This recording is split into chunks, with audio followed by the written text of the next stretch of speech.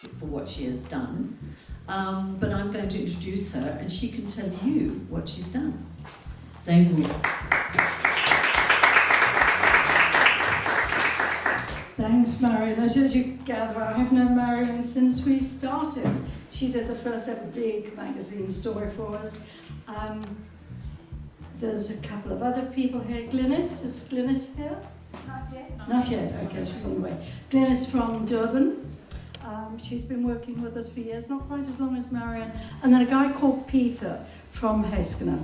And he's done the most fabulous work also for about 28 years. So there's some of you I know and I have worked with for a very long time. Today is World Suicide Day. Worldwide, very big, very important. Trying to cut suicides down worldwide. We all are. The themes alter. I did notice that America has extended hugely and now they're doing a suicide month. We won't be doing that. Why? I honestly think that if we do a good big day and we do it properly, we can have good visibility. And if it goes, which it does, to a few days like, it's basically a week. So we're not going to do any longer. But we are celebrating not only Suicide Day, but 30 whole years with SADAG. Marion's right, I had a very bad case of undiagnosed panic attacks for 10 years. 10 years. I mean, who can ever believe these days it would take us 10 years to get a diagnosis? Appalling. And I had gone even to England and I even went to America. We were battling. Professor Michael Berg, who is in fact the guy who encouraged me to start the support group, encouraged me to start just a tiny group. We went to Southampton Library, we advertised it, 10 o'clock, one weekday morning. How many people are going to get to come to a meeting like that? Not a lot. We got about 90 odd people. I mean, what a huge turnout. And it was great because I know it sounds sad, but if you've got panic or anxiety in a big way, you're usually going to have somebody with you. Friend, family member, somebody. So of course, even though it says 90, probably only had about 45 patients, maybe 50, but it was a great start. I had people when we started who had support groups, the first two ever. We started a guy called Peter Madleella, started one in Sibuswa for me, and Gwen started one in Witbank for me. They were the very first two that we started, and they were magnificent. I think one of the things I have worked with the press strongest about myself over the last 30 years, and we've achieved, has been the stigma. Because the stigma is so and was appalling. Where would you ever have talked about having severe depression to people in your office? Would you have talked to your friends? Maybe a very close friend, but not. You don't talk about it. It was out quietly. So I think having had incredible press, on the way in today, we use a service called NewsClip that you will all probably know. They keep a list of every press that is used daily. Newspapers, magazines, on air, TV, everything. I looked on the way in, and I know there'll be more, but I know today coming in we had over 30 print this morning, which is fabulous, because again, whatever languages there are, whatever papers, however popular, it's just incredible news for us. I think it's also worked, as I say, the languages, the brochures, encouraged us to do all the brochures in all the different languages, very important. What else have we done with the press? I thought you might find this interesting other than just the SADAG.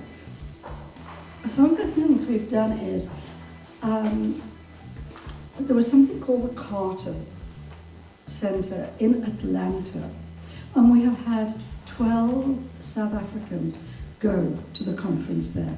Quite amazing. She only took 2 from South Africa each time, and their job was they took one other country other than America, and they took people, and we spent about 3 or 4 days with them, and they showed us how to write, what to write in mental health, how to get the message over, and they had the world top people there.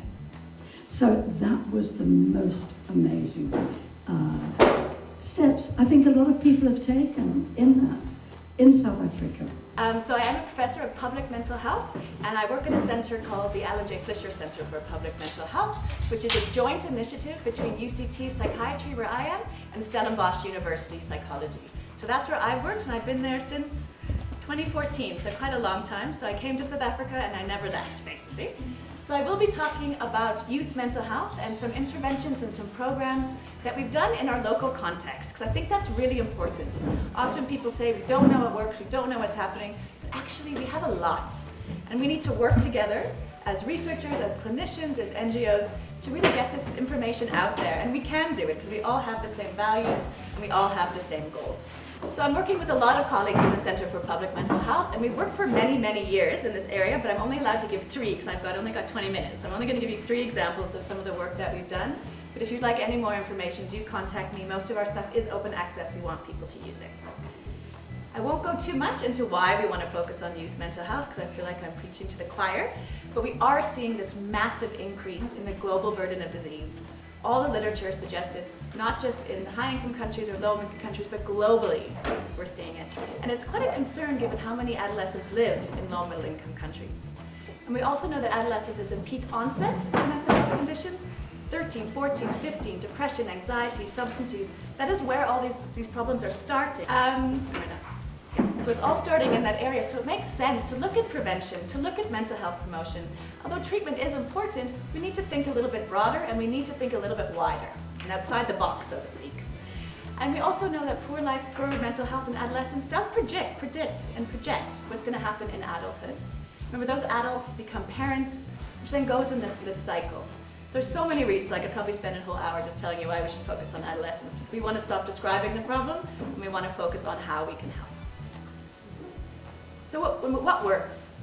I don't think we need to describe it anymore. As I mentioned, there's so much data and so much information on what works. There's active ingredients in mental health for child and adolescent prevention and promotion and treatment. The WHO has all these guidelines. We know what the active ingredients are. We just have to work together and implement them. I am a researcher and I love research, but I think it is time for us to move on. As Zane would always say, hey, no more describing the problem, let's do something. So I'm going to give you 3 examples of some of the studies that we have worked on, or particular programs in the field. All of them do focus on indicated prevention. And indicated prevention means that some of these youth will have some symptoms of depression and anxiety, but not necessarily a mental health condition, which is what we want. You know? But what you will find when I give the presentation is most people that we screened had symptoms. So in actual fact, you might as well just give it to everybody.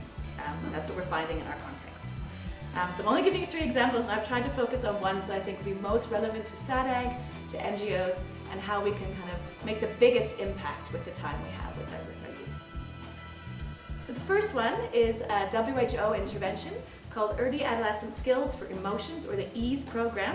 And it's a program focused on youth sort of 10 to 14 and their caregivers. So this group particularly needs both, given what we know in the literature. It's a really interesting program. As I mentioned, for 10 to 14, it's 7 sessions, but after we've done our adaptation, it's now 8, because bullying was such a massive issue in our formative work, we had to add some extra pieces. And because it's been trialed in 4 low middle income countries now, the evidence is quite good for this intervention, but that didn't mean that we didn't need to adapt it for our context. And I'll show you now some of the adaptations that we made. They're really quite important. Sometimes you can't just take something that works somewhere else and put it here. We really need to work with our collaborators to make it work. But you'll see all the active ingredients in this intervention are the ones that we know from the literature, from what you would know as a clinician.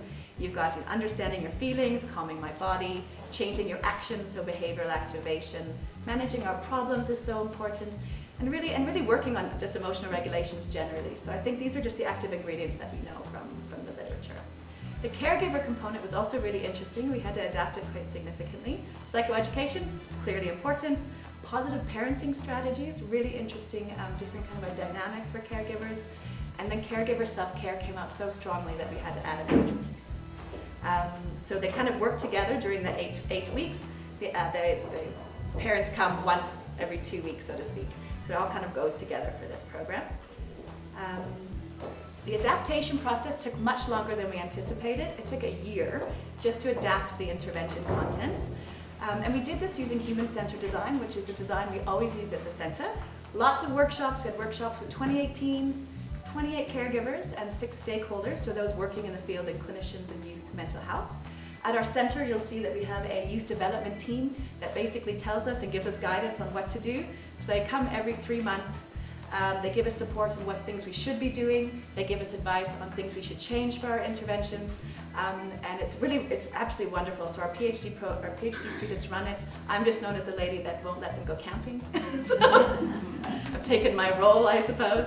But it really is a wonderful group, and they've been with us now for 3 years, and I just continue to stay. So it's really nice that we have this wonderful dynamic group that feels confident in telling us what they like and what they don't like. And I think after working in primary health care for such a long time, it's so refreshing when they just say, "Kat, that's horrible." Take it out. Very refreshing. Thank you all for being here, and thank you, Zane, for all of your work and for the invitation as well. Thank you to Cassie, Fatima, and the team for organizing it all. I think the first place that I wanted to begin actually is just to resonate with the previous presentation that you gave, Kat, for several reasons. And I too could be here for an hour just to kind of highlight it. I think it helps to segue into my conversation. What I will be speaking about is, I think that when we think of contagion, we think of this idea that if we speak about suicide, many schools are going to experience a surge in attempts, or we're going to give people ideas, which we know is not true, and if I'm being rude, which we know is also silly. In reality, what we know about the adolescent experience, and most actually adult experiences, but particularly adolescence because it's a curious phase, is that oftentimes we cannot actually control or tell the young brain what to think. So when it comes to sex or suicide, most things that we think should not be explored or thought about by young people, we cannot control, and we also cannot tell them what to think. However, what we can do is help them in how to think about it, help them in how to make sense of it, how to take it in, how to integrate it into their lives. And I think that with that first message, I wanted to say we should be spreading the word of suicide amongst teens. But actually, and hopefully eventually at the end of our conversation, we should be spreading the message that by the time it gets to suicide, by the time there's this kind of, I suppose, surge in suicide conversations, we have failed probably 5 to 15 steps before that, right? So the contagion that we should be spreading is talk, actually, to prevent ourselves from having this difficulty.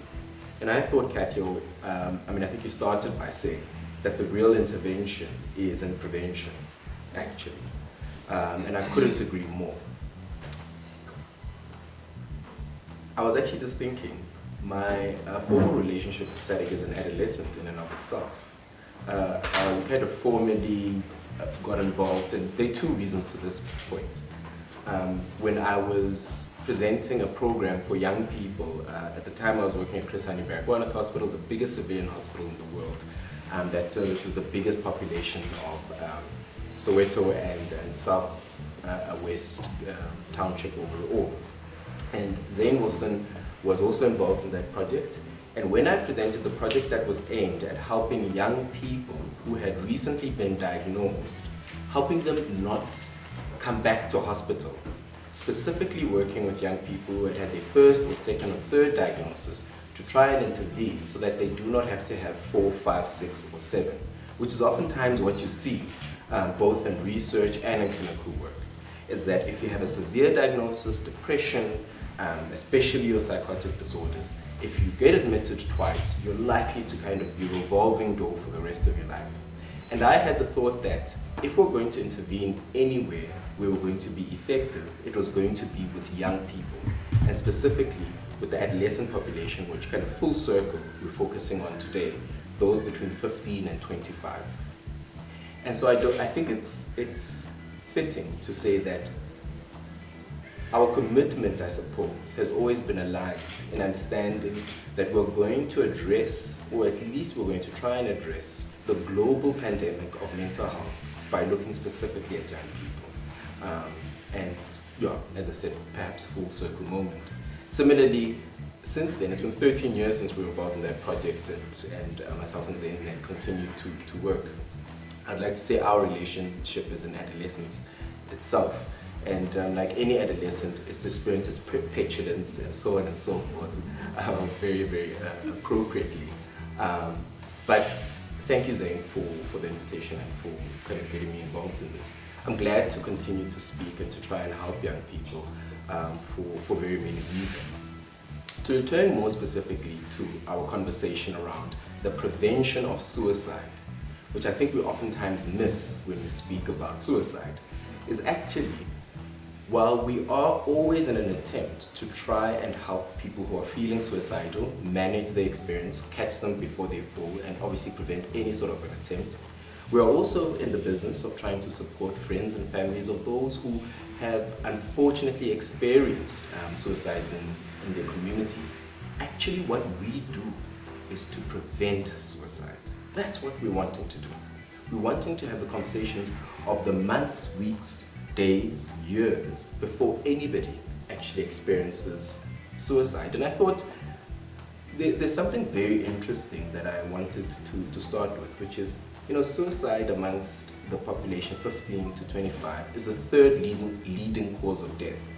Now that is extraordinary. And I'll tell you why, if I have time. I'll tell you one reason why I think it's extraordinary. I'll tell you two reasons why it's extraordinary. Reason number one is that it's, one suicide for a young person is not okay. It's just not okay, put very simply. Reason number two is the adolescent phase and stage is actually all about life, right? It's all about life. It's all about actually getting out there, experiencing the world, forging through things, really making your stamp on the world. One way that I describe it is that modern society oftentimes puts adolescents in classrooms, whether it's in schools or university, and then we all have to wear the pals and then go into offices. But typically, the adolescent between 15 and 25 would be going out there, right? In times of peace, they would be going to explore, to find better conditions for us to live, to kind of forage. And in times of war, they would be going to war. It's actually a stage full of energy. And if suicide, which is the loss of life, is the third leading cause of death for a period where you find the most life, something has gone horribly wrong. So my first point is to bring super emphasis to the fact that we are losing way too many. Firstly, one would be way too many. But if this is the third leading cause of death for a period and a people and a population who are supposed to be living life and leading our future, it sounds very pat and sounds very simple and sounds very cliche to say that adolescents are our future, but they are in very many ways. I've recently kind of worked in innovation and technology, and the best ideas that we actually come up with, believe it or not, are between the ages of 15 and 25. This is really our future, so we must take this seriously. So I think this program is only as successful as it is because of the team that is behind it. Whether that is the counselors that are going out to the schools, whether it's the counselors that are answering the calls or answering the WhatsApp chats, it's a well-oiled machine, and that's why I think it's as successful as it is. So suicide shouldn't be a secret. I just want to give you, but you've heard all of the really important stuff in the stats, and I want to give you an idea of what is actually going on at the schools on the ground when we go into these schools. So our suicide shouldn't be a secret talk is done class by class and grade by grade. It is not an assembly talk, and the reason for that is it's such a sensitive topic. And having to speak to a whole assembly about something like suicide and suicide prevention and not being able to identify the kids that may need our help most at that very time is not something we want to do. And so we go in class by class and grade by grade. Like Zane said, we start very early in the morning, and Zane has tried to fight me on that one and get the counselors to leave a bit later, but we leave here at about 6:30 in the morning, we get to the school at 7:30, and we start our first talk at 8. We then get the matrics out and done with so that it doesn't disrupt the rest of the day, and we spend an hour with each and every grade, and we are at the school until about 3 o'clock. We speak to the educators while we are at the school as well. So it's class by class, grade by grade, and we do the educators as well. The topics that we discuss are mental health, depression, because the talk is so interactive, there are so many different topics that come up. Whether that is bullying, whether that is problems at home, whether that is financial issues, there are a lot of topics that actually do come up. And because it is so interactive, you get a lot out of the kids, and you get a lot in terms of what they are actually struggling with. While we are there as well, another reason we do class by class and grade by grade is because we can identify those learners that are struggling with the talk and need someone to speak to. And so we offer on-site counseling as well with our counselors and coping tools. So in terms of our numbers from May 2023 until September, well, until now, we've been able to reach over 110 schools. We've delivered over 75 care packs to schools individually. We've reached over 120,000 kids, and we've spoken to over 3,000 educators. So when we do our monitoring and evaluation at the schools, and I'm going to take this opportunity to just say if you have any questions with regard to that, Bronwyn is sitting in the audience, so she'd be very happy to answer those questions. But 55% say they're struggling with academic pressure, 41% money problems, 36% my feelings.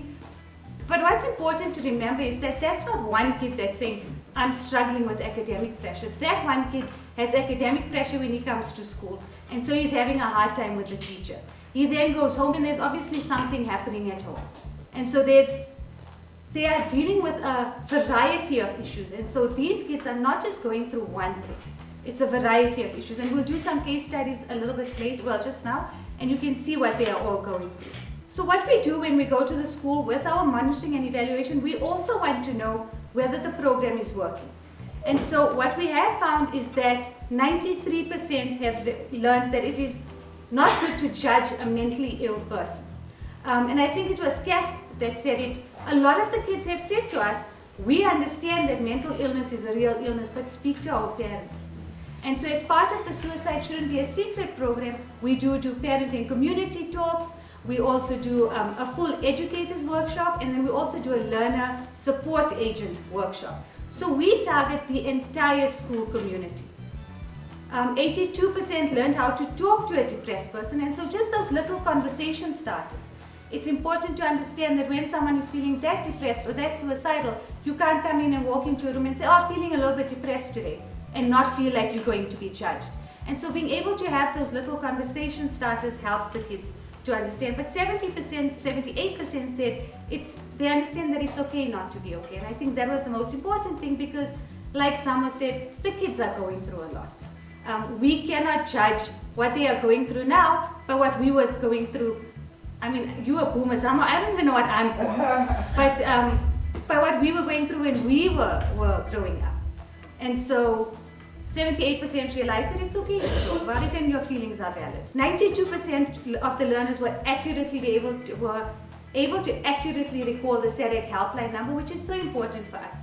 That 0800 567 567 number is a number that they need to be able to remember. So not only do we have it on the back of our t-shirts, on our lanyards, on our buttons, but we also put posters up throughout the school. So when we go into a class, there will always be 2 counselors with the trainer being able, one will do the speaking and one will be looking for the kids that are struggling, take them out, get them counseling. But we have posters that go up, we have the banners that go up. And so that number is advertised widely. So just some comments from the learners. I learned different ways of dealing with depression. I learned a simple method called BRAVE. I am so grateful. And BRAVE is just basically an idea of helping them to deal with how to start with a conversation. You know, where you should be, what you should say, how you should say. SADAG really helped me a lot because now I know killing myself is not the solution.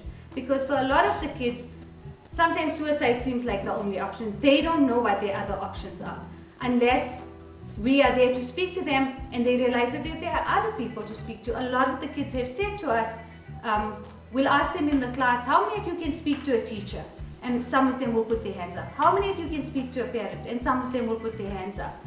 But there will be those when we say, how many of you have no one to speak to? There will be a big group that has no one to speak to. And so that's when we encourage them to call the call center and it gives them some sort of hope.